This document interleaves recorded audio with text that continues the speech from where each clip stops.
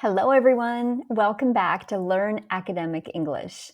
In today's lesson, we're going to test your knowledge of grammar. I'm going to give you some sentences that have mistakes, and I'm going to show you how to correct them.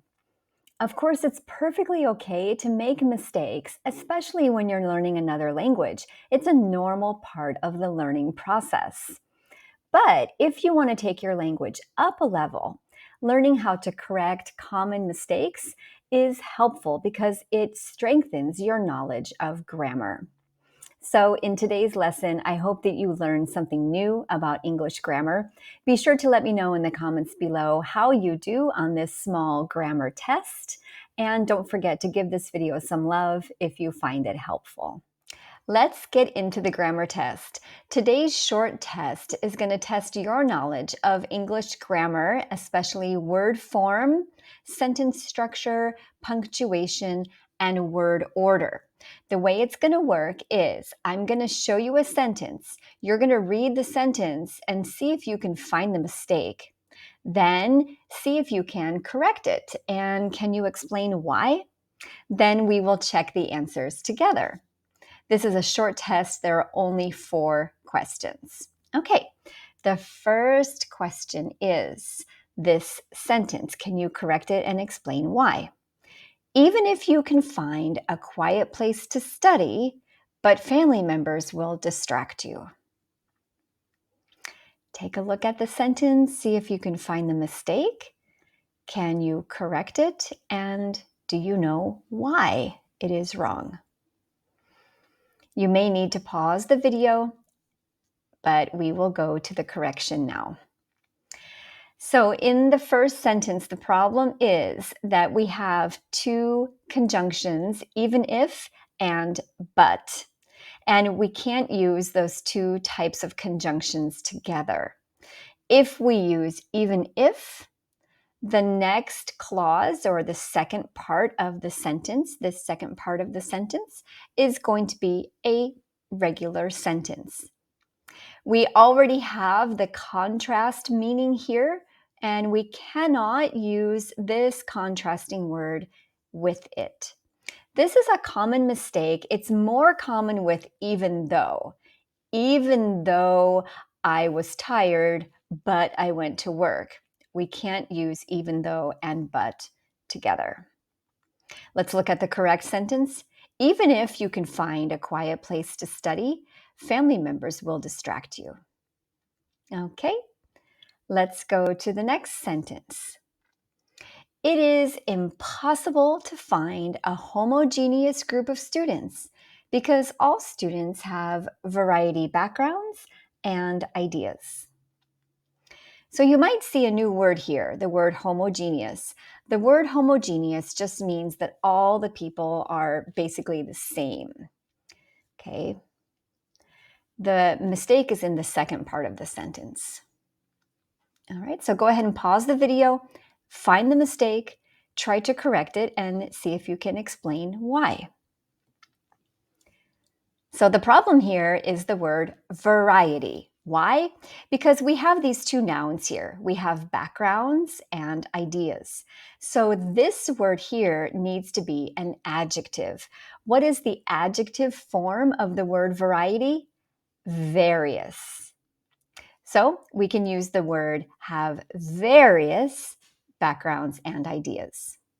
Now notice that if we didn't want to use the word various for some reason, we could also use the word diverse. Various and diverse in this sentence would have basically the same meaning. Okay, so this is a word form error, and it's a common error, but it's always important to look at your sentence and ask yourself, what kind of word do I need?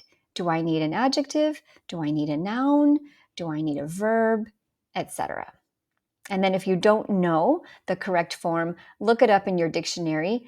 And remember that when you learn a new word, you should always learn the whole word family so that you know the other forms.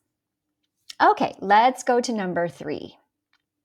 The buildings that an architect plans, she or he must be able to visualize them. All right, so pause the video and let's go to the correction when you're ready. So the problem here is that this part of the sentence is in the wrong place. This is an example of a word order mistake. The buildings that an architect plans, that is the object. So we need to put it in the object position. Now, is it possible that we might say this sentence like when we're speaking? Yeah, but it's very awkward, especially in writing. Now, I'm bringing up this idea about word order because in some languages, word order is much more flexible, where you can put words in different places in the sentence. In other languages, the word order is simply different from English. So, what happens is when those people are learning English, they often will use the word order from their native language. But the English word order is pretty strict. And especially if you want to like take your language up a level, that is a really important way to do it, to try to use natural English word order. So, one really important part of word order in English is that the object goes after the verb. Okay, let's look at the example in the correct form. An architect must be able to visualize. Visualize what? The buildings that he or she plans. All right, so notice that this was the object in the original sentence, the wrong sentence. And now that architect is going to be the subject, we're going to change it to he or she here. Or we could also use the word they because we often do that. Okay, so what do we have here? We have the object after the verb visualize. Okay, let's go to the last one. Number 4, I came to this country for freedom, better healthcare. Common mistake that I see in writing. Let's see if you can correct it. The mistake here is that there is a comma joining these two noun phrases. We have the noun freedom and we have the noun phrase better healthcare. But when we join two nouns or two noun phrases, we always use the word and we leave out the comma. As you can see, the correct sentence is, I came to this country for freedom and better healthcare. No comma to join two things.